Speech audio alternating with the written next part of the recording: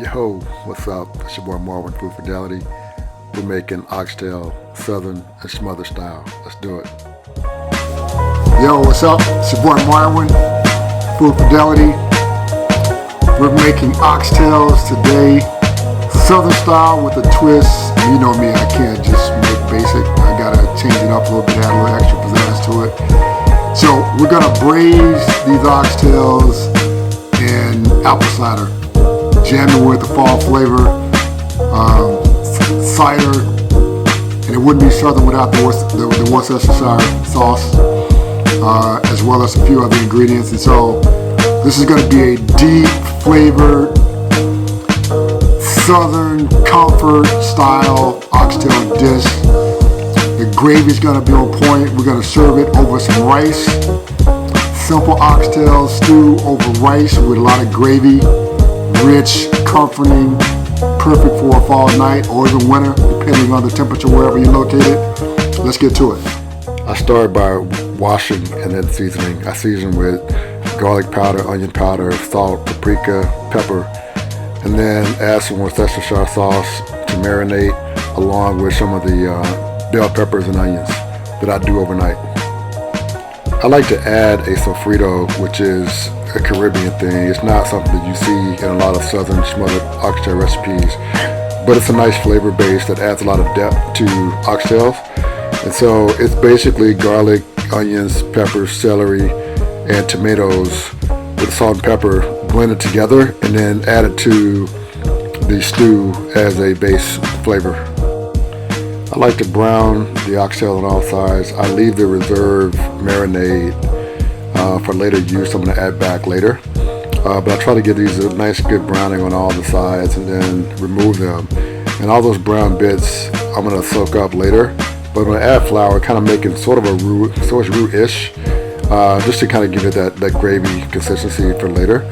I'm using apple cider as to deglaze the pan, and then adding some beef stock, the pureed Sofrito back, plus the Worcestershire sauce, and then I'm going to add all of those marinated ingredients plus the thyme and bay leaves, and just let that cook a bit before adding the oxtails back. And I'm going to cook the oxtails for about 2 to 3 hours till they're tender, and then I'll add the the carrots and the potatoes to the pot and let those cook for about 20-30 minutes or so till they're nice and tender.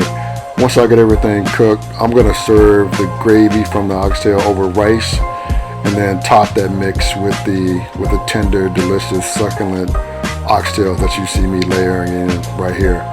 There's a nice close-up shot. This is really delicious. It smells great. You see the tenderness.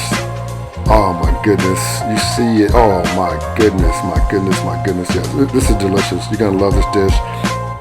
This dish ain't really for the faint of heart. You got to get your hands in there, and it's going to be greasy, sticky, but it's all good. You can lick those fingers later. Tastes great. Oh, this came out fantastic. Actually better than I expected. I think the sweetness in the cider with some of the spices that the brand that I use had in it, along with the spice mix and the other ingredients, including the peppers and the onions. The other hit was,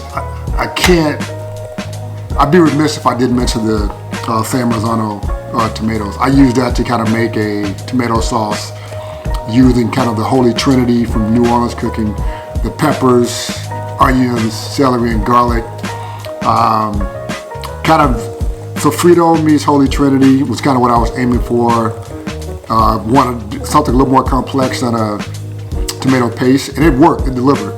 And then the rutabagas, which I use instead of potatoes, and the carrots, just kind of added more of that kind of stew feel.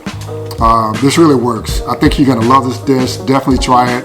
If you like it, give me a like, leave a comment, but most importantly, hit that red subscribe button, and I'll see you next time. Peace out.